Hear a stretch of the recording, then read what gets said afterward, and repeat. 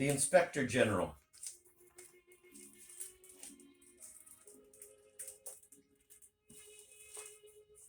Characters in the play: Anton Antonovich Skvoznik, the mayor.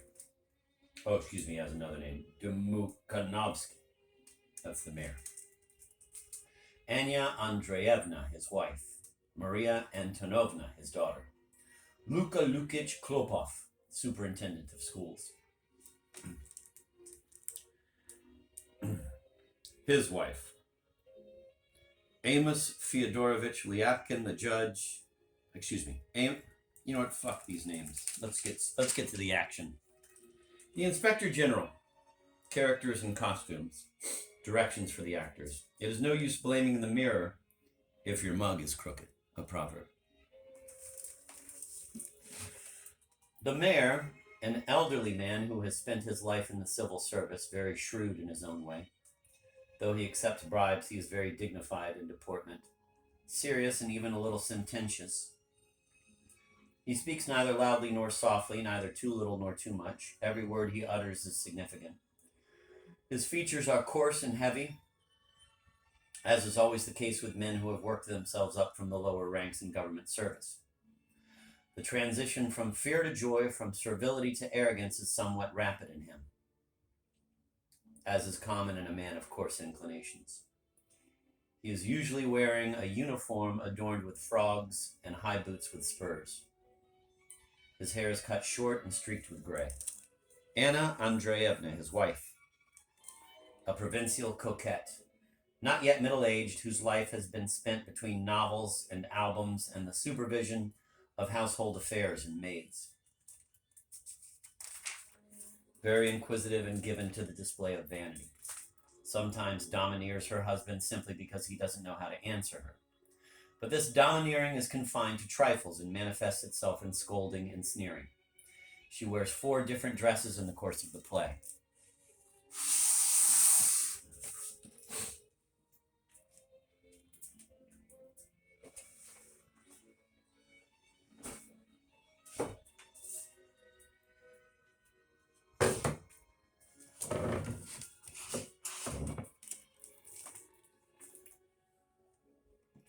Klestikov, a young man of 23, thin and slender, rather foolish, what is known as scatterbrained, one of those who in their office are called featherheads. He speaks and acts without the slightest thought. He is incapable of concentrating on any subject. He speaks jerkily, and the words dart from his lips quite unexpectedly. The more candor and simplicity an actor puts into this part, the more he will succeed in it. He is dressed in the fashion. Osip is a servant like most servants who are getting on in years. He speaks gravely, is a little condescending sometimes, and likes to repeat to himself moral reflections intended for his master. His voice is almost always composed, but when talking to his master, there is a stern, abrupt, and even rather rude tone in it. He is more intelligent than his master, and so is quicker to grasp things, but is not fond of saying too much and is a silent rascal. He wears a shabby gray or dark blue coat. Bobchinsky and Dobchinsky are both short, squat little men, extremely alike and very inquisitive. Both have little pot bellies.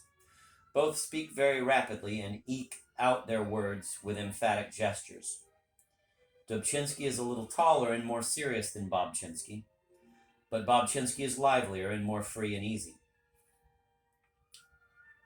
Lyapkin Tyapkin, the judge, is a man who has read 5 or 6 books and so is something of a free thinker. He is given to reading meanings into everything and so attaches weight to every word he utters. The actor ought to maintain an air of great importance throughout.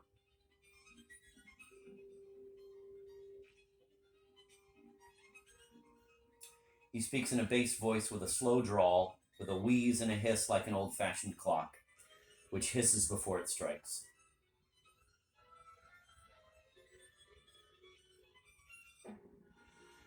Zemlyanika, the welfare commissioner, is a very fat, slow, clumsy man, but is nevertheless a wily scoundrel. Very officious and obliging. The postmaster is good-natured to the point of simple-mindedness. The other characters do not need special explanation. Their prototypes are continually before us. The actors must pay special attention to the last scene. The last word should give an electric shock to all present at once. The whole group should change its position instantly. A cry of astonishment should spring from all the women as though from one bosom. Disregard of these instructions may ruin the whole effect. Crazy bastard.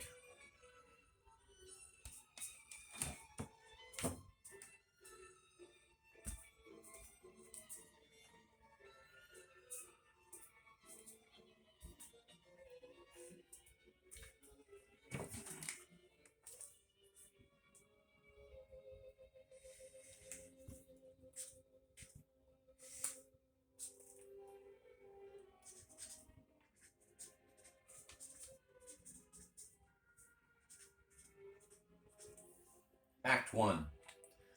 A room in the mayor's house. The mayor, the welfare commissioner, the superintendent of schools, the judge, the police captain, the doctor, 2 policemen. The mayor. I have called you together, gentlemen, to tell you a most unpleasant piece of news. An inspector general is coming to visit us. Amos Fyodorovich. An inspector general? Artemy Filipovich. An inspector general? The mayor. An inspector general from Petersburg, incognito, and with secret orders. Amos Fyodorovich. That's a pleasant surprise. Artemy Filipovich. As though we hadn't trouble enough.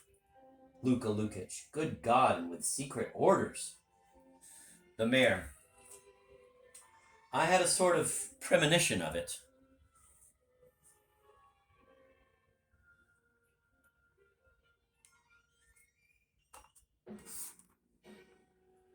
All night long I was dreaming of 2 extraordinary rats. I assure you, I never saw rats like them.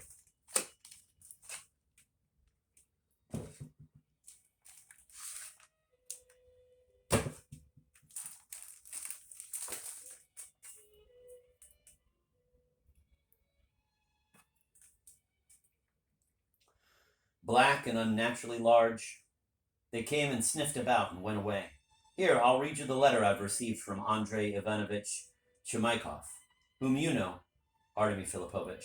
This is what he writes. Dear friend and benefactor, mutters in an undertone, hastily looking through the letter. And to inform you, here it is. I hasten to inform you, among other things, that an official has arrived with instructions to inspect the whole province, and especially our district. Lifts up his finger significantly. I have learned this from the most reliable sources, though he passes himself off for a private person. As I know that you have your little failings like everybody else, for you are a sensible man and don't like to let things slip through your fingers. Pausing. Well, we're all friends here. Quote, I advise you to take immediate precautions, for he may arrive any minute, if indeed he has not come already and is not living among you incognito. Yesterday end of quote. Well, here he goes on to family affairs. Quote, my sister Anna Kirilovna and her husband have come to stay with us. Ivan Kirilovich has grown much fatter and is always playing the fiddle, end of quote. And so on and so on. So that's the situation. Amos Fyodorovich. Yes, it's an extraordinary situation. Simply extraordinary. There must be some reason for it. Luka Lukich. What is it for, Anton Antonovich? How do you account for it? Why should an inspector come here? The mayor. What for? It seems it was fated to be, with a sigh.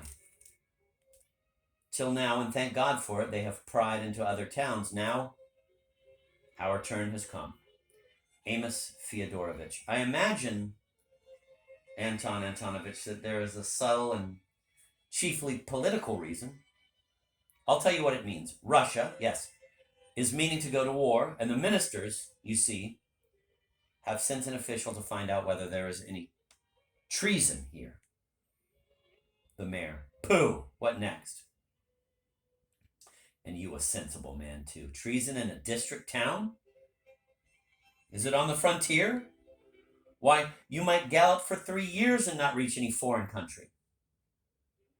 Amos Fyodorovich. No, I tell you, you are wrong there. You are. They have all sorts of schemes in Petersburg. They may be far away, but they take stock of everything.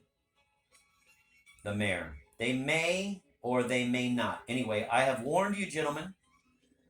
Mind you, I have taken measures in my own department, and I advise you to do the same. And especially you, Artemy Filipovich. Our visitor is pretty certain to want to inspect the charitable institutions under your supervision first of all, and so make certain that everything is as it should be. See that the nightcaps are clean, and that the patients don't look like blacksmiths, as they do on ordinary days.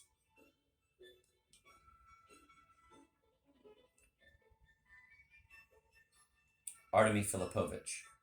Oh, that's not very important. Of course, they can put on clean nightcaps. The mayor. Yes. And over every bed put a sign in Latin or some other language. That's for you to decide, Christian Ivanovich. The name of each disease, when each patient was taken ill, the day of the week and the month. It's a pity your patients smoke such strong tobacco that it makes one sneeze when one goes in. And it would be better if there were fewer of them. He will suspect at once that there is something wrong with the management or that the doctor does not know his business. Artemy Filipovich. Oh, as to doctoring, Christian Ivanovich and I came to the conclusion long ago that the nearer to nature, the better. We don't make use of expensive medicines. They are simple people. If they die, they'll die anyhow. If they recover anyhow. And it would be difficult for Christian Ivanovich to interview the patients. He does not know a word of Russian. Hubner emits a sound intermediate between E and A. The mayor. I should advise you too, Amos Fyodorovich, to look after the courthouse. In the hall where the applicants come with complaints and petitions, the attendants have become keeping geese with a lot of young goslings, which are always waddling about under one's feet.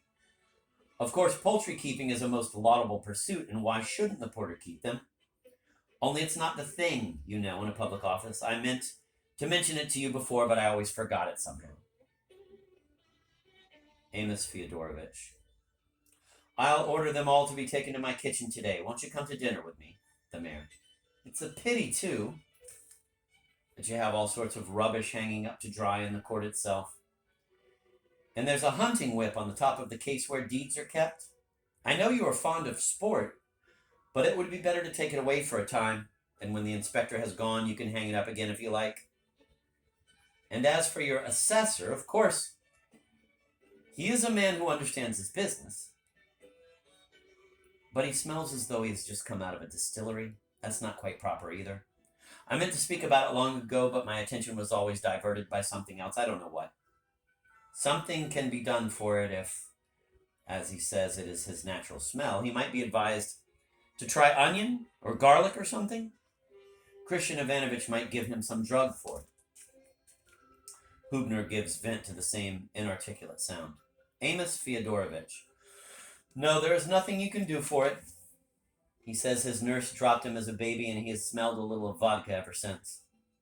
The mayor. Oh, well, I only just mentioned it.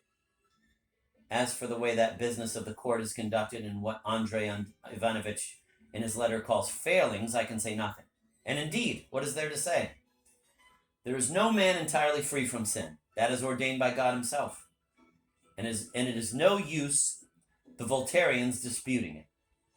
Amos Fyodorovich. What do you mean by sin, Anton Antonovich? There are sins and sins. I tell everyone openly that I take bribes. But what bribes? Wolfhound puppies? That's a very different matter.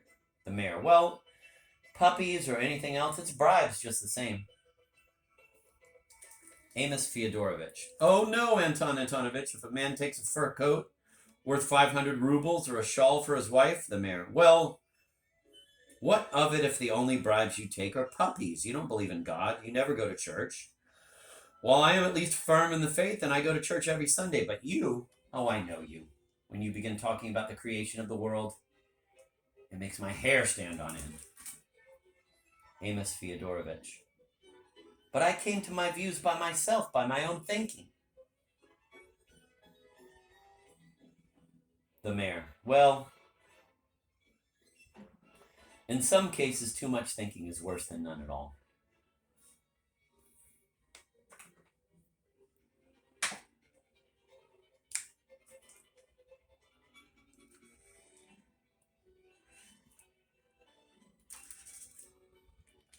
I spoke of the district court, but there too, to tell the truth, it is not likely that anyone will peep into it. It's a spot to be envied indeed. It's under the special protection of Providence. But you, Luka Lukic, as superintendent of schools, must be particularly careful about the teachers. Of course, they are learned men and have been educated at all sorts of colleges, but they have very strange peculiarities, naturally inseparable from their vocation.